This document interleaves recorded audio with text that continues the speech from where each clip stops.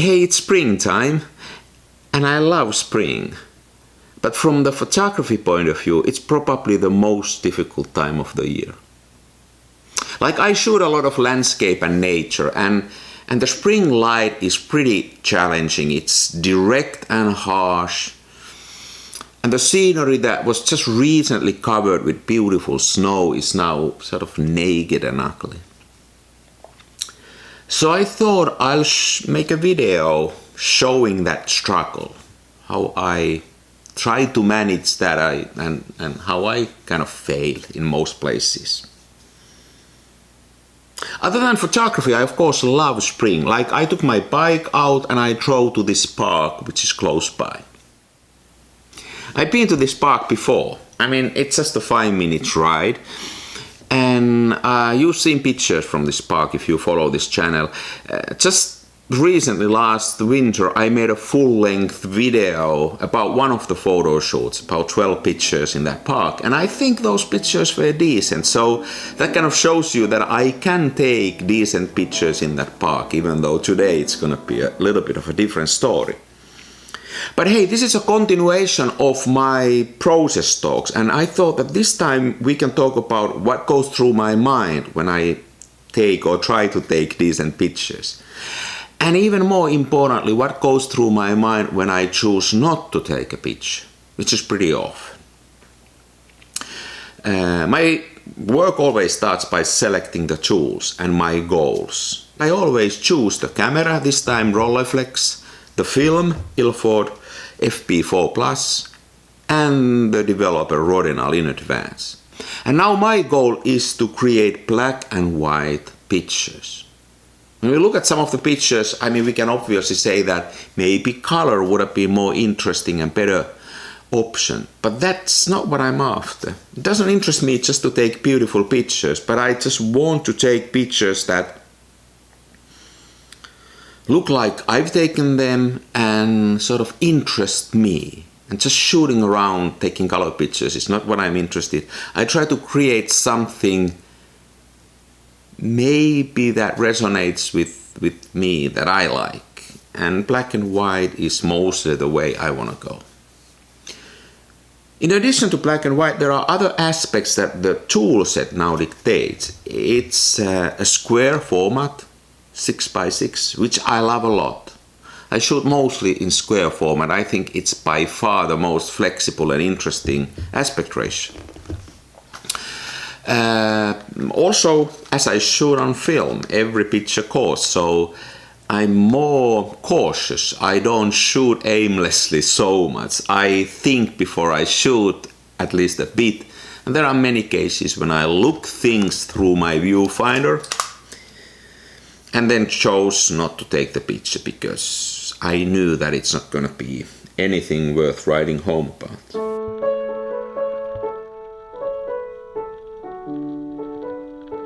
So first I arrived to this brick building. I've been here before and I've taken even color pictures here last winter.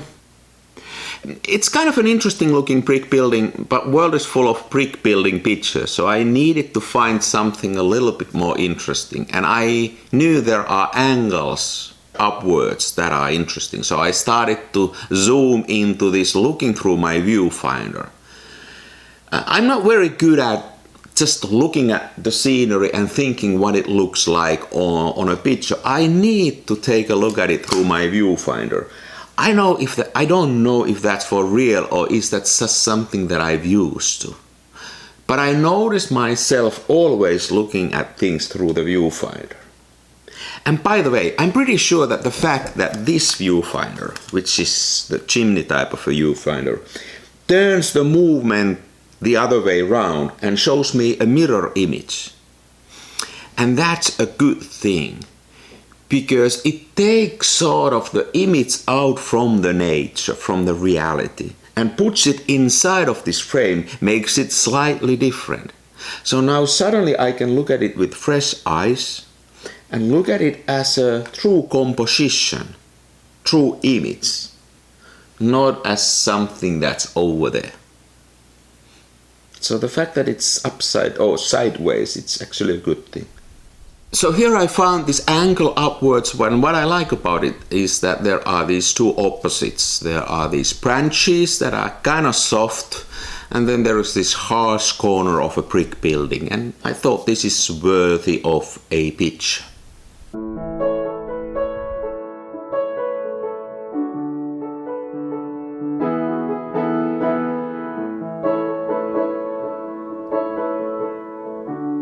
And then there was another, a little bit similar kind of image that I decided to take, another corner. I like the first one better than the second one, but you know, I wasted a frame, not a big deal.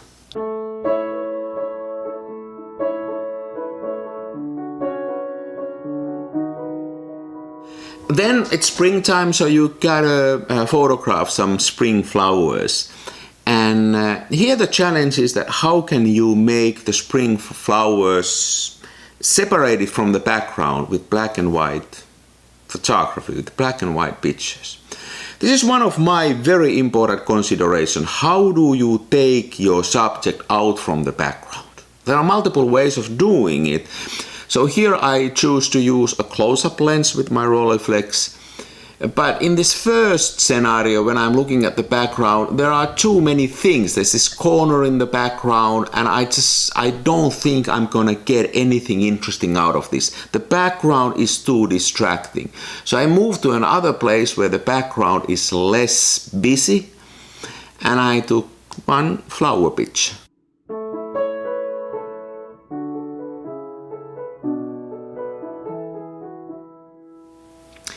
Next, I want to photograph my beautiful old bike, and for that I try to find a place where I can put my bicycle into the sunlight and then let the background be in the shadow. That's the way I can once again separate the foreground, the bicycle, from the background and make sure that the background is not too busy. And I, take a close-up picture of my bicycle.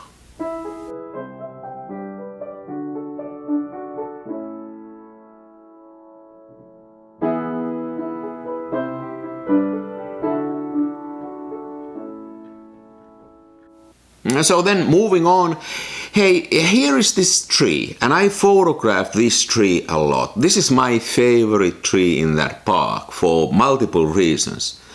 Like as I already said, I like to separate the background from the foreground, or the other way around. And this tree gives plenty of those opportunities because it's just lonely sitting on the water's edge or standing, I don't know what trees do. So it's very easy often to separate from the background. Not today though. Remember, I got black and white film, so everything will be gray, black or white. And there are multiple things that I don't like about this view now. First of all, the water is too busy, the air is too bright, it's windy, everything is working against me. So I decide not to take this picture of my favorite tree. Here's an example of picture that I've taken earlier. And you can see that this would have been something that I'm aiming at, and today this is simply not possible. Let me show you some other places where I chose not to take a picture. Here's a bridge. There's many things in this view that I like. The reflection, water. The wind doesn't go here, so the water is pretty calm. But then there are multiple things that I don't like. First of all, this is an artificial, made look old bridge. And if there's something I hate in my surroundings, in my built environment, are things that are made to look old but are new. Because they are obviously fake. So this is definitely not worth taking. Primarily because the bridge is ugly, I can't separate it from the background, and the background is far too busy. Busy, busy, busy. I don't like busy pictures. So if I would choose to photograph a bridge, I much rather shoot pictures like this.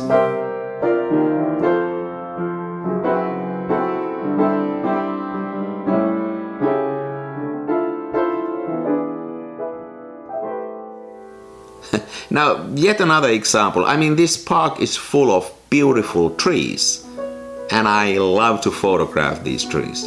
Not today though. The light is harsh, the ground is really uninteresting. Actually, this light makes everything uninteresting now. And if I look at it through my viewfinder, it's a mess. I mean, it simply is a mess. I can't get anything out of it. I mean, I've been here before and I can take really nice pictures of these trees. Let me show you one.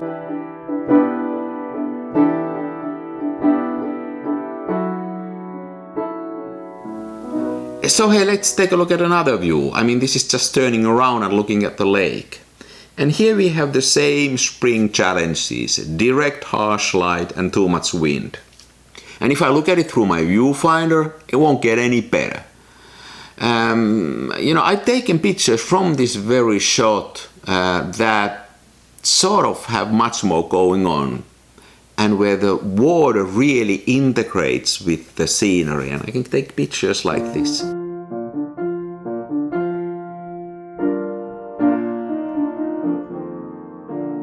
So I constantly look through my viewfinder and decide not to take pictures. Those are not bad decisions. That makes me a better photographer, to look at things and decide not to take those pictures. And it doesn't make the trip any less enjoyable. I like to look at things through my viewfinder and make decisions. That's pretty neat. That's part of photography, not to take picture. It's as important part of my work not to take a picture as it is to take a picture. One of my errors and sort of challenges here was that I chose Rodinal, which further amplifies the sharpness. I knew that, but I thought I'm gonna get something interesting out of it. And had I chosen Extol or something else, I would have gotten a little bit more soft nuances and all that, so my bad. There was one picture though that I'm more pleased than the others. Now there's this other tree that I photographed a lot, and I've taken pictures like this.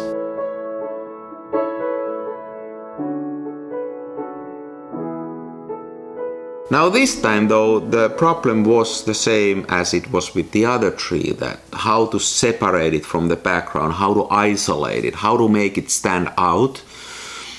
And first it didn't look like I simply can't do anything. But now my tool selection came handy, which is that there's one unique place where film still is better than digital, and that is when you get too much light, that it burns through. And film does that beautifully, that's my opinion. Even if you got just absolutely too much light, like shooting directly at the sunlight, film fails gracefully.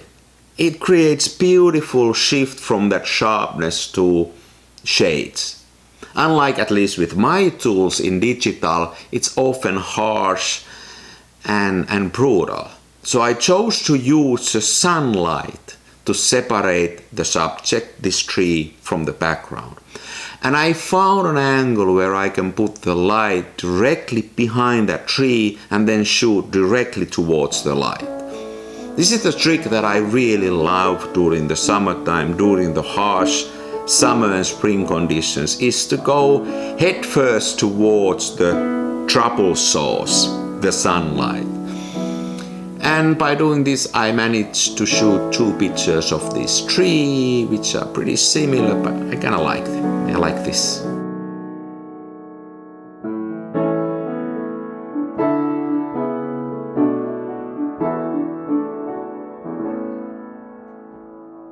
Hey, sometimes these failures, sometimes the challenges are actually the best that can happen to you, because at least for me, this roll of film that I kind of failed made me think more than some other roles that I've taken, and I bet I once again learned something, and at least, if nothing else, I'm once again even more cautious and careful and thoughtful before I press the shutter, which is always a good thing in my photography. Hey, thanks for watching. Next time something else. Take care.